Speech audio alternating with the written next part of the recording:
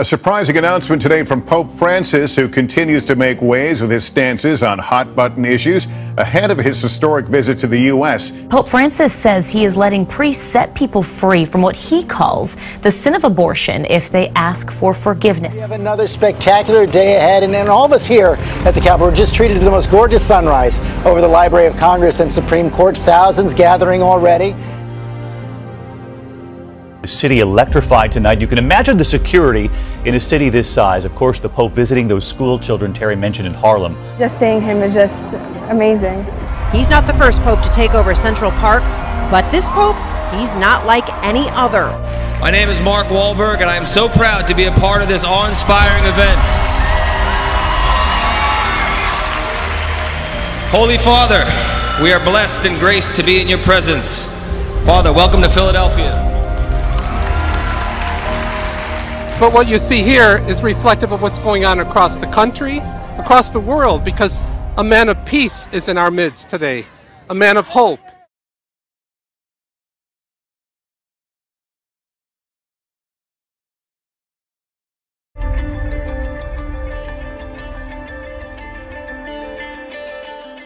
"2015 should mark history.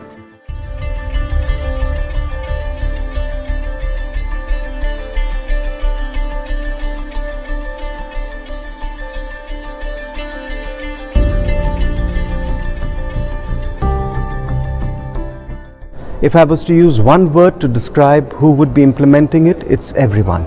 Everybody is tasked with implementing the post-2015 development agenda, and that's going to be the real challenge. So everybody has to be part of the process and identify with the process, identify with the outcome, identify with the implementation.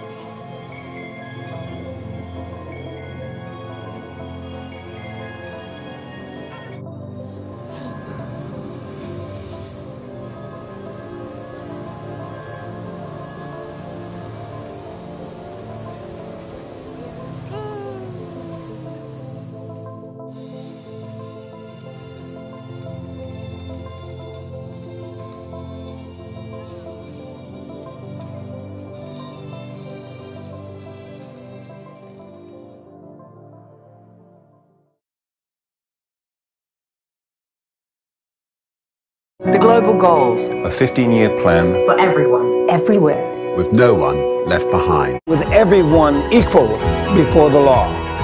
Where all countries and we their people work together in partnerships of all kinds to make these global goals a reality. For everyone, everywhere. These are the United Nations global goals for sustainable development. Let's get to work. Let's make it happen.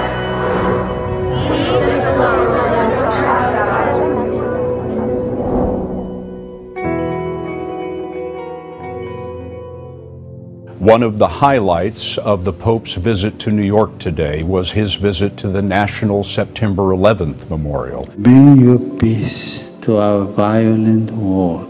The Pope also spoke at an interfaith service with leaders of other religions, including an imam and a rabbi. At the conclusion of the service, the Pope greeted each religious leader individually, in some cases in the manner fitting their religion, such as a bow or a sign made with the hands. You can see the Pope greeting members of the religious faiths one by one.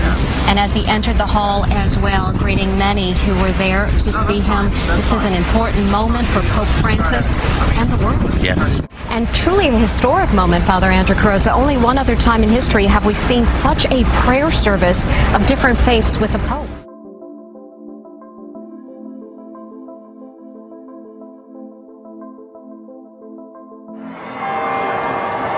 And this is how it looks from inside the Pope-mobile. Pope Francis and his personal touch is taking the city by storm. And look, the New York Post even changed its masthead to New York Pope.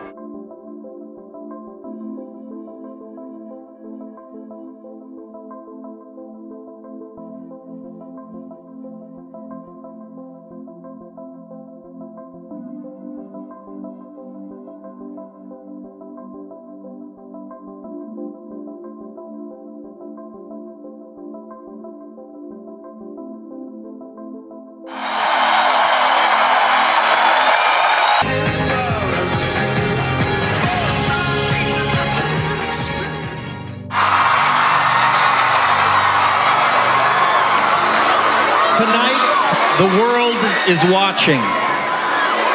We have gathered here tonight to commit ourselves to these global goals, to build a future in which shelter.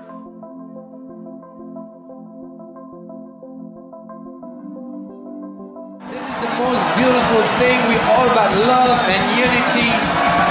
Tomorrowland, showing your flag, representing your country. We are one.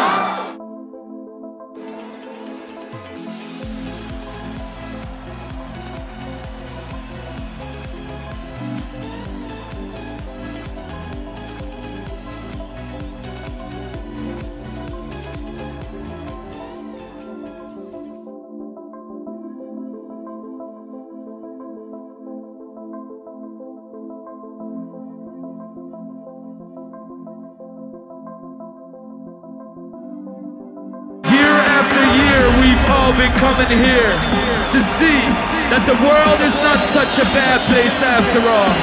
That there will always be a place and time where we, people from all over the world, with different cultures and religions, can all come together peacefully, and that together.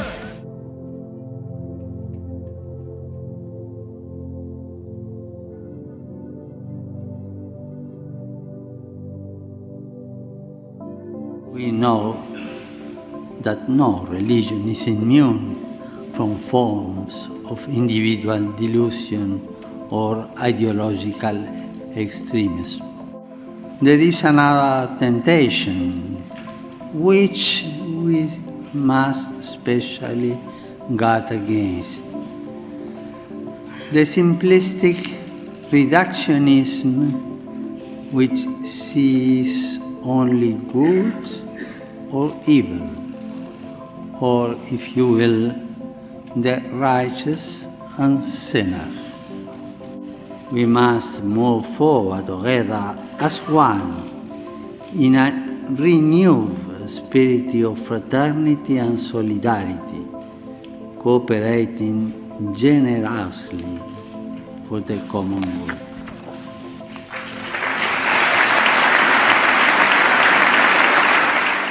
This weekend, NASA is telling us to keep our eyes on the skies for something very special.